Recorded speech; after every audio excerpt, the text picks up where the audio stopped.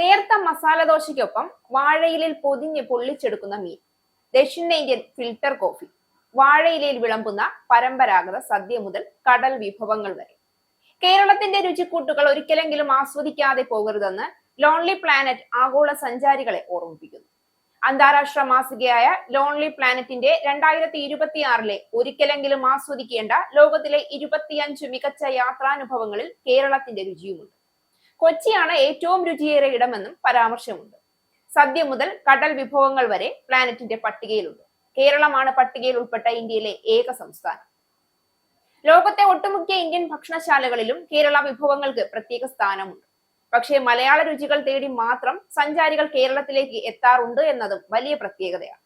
ഭൂമിശാസ്ത്രപരമായ സവിശേഷതകളും ജൈവ വൈവിധ്യങ്ങളും കൊണ്ട് സമൃദ്ധമായ കേരളം ലോകം ചുറ്റി സഞ്ചരിക്കുന്ന ഭക്ഷണപ്രേമികളുടെ പറുദീസയായി ഇതിനോടകം മാറിയിട്ടുണ്ട്. ലോകത്തിന്റെ വിവിധ കോണിലുള്ള ഭക്ഷണപ്രേമികളെ കേരളത്തിലെ ഭക്ഷണ പെരുമ കൊണ്ട് ആകർഷിക്കാനും സാധിക്കുന്നു. കേരളത്തിലെത്തുന്ന സഞ്ചാരികൾക്ക് വാഴയിലയിൽ വിളമ്പുന്ന സദ്യ മുതൽ കേരളത്തിന്റെ തനത് മീൻകറി വരെയുള്ള രുചികളും ആസ്വദിക്കാനാവും.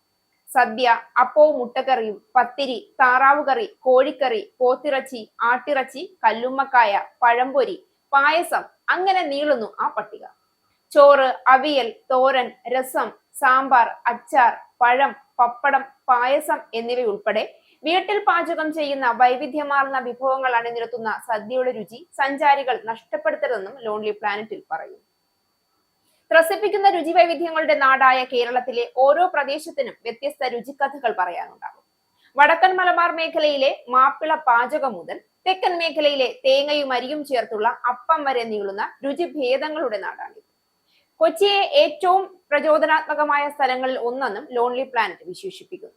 സംസ്ഥാനത്തിന്റെ സമ്പന്നവും വൈവിധ്യപൂർണവുമായ ഭക്ഷ്യ പൈതൃകത്തെ ആഗോള സമൂഹം കൂടുതലായി തിരിച്ചറിയുകയും അംഗീകരിക്കുകയും ചെയ്യുന്നുണ്ടെന്ന് ടൂറിസം മന്ത്രി PA മുഹമ്മദ് റിയാസ് അഭിപ്രായപ്പെട്ടു.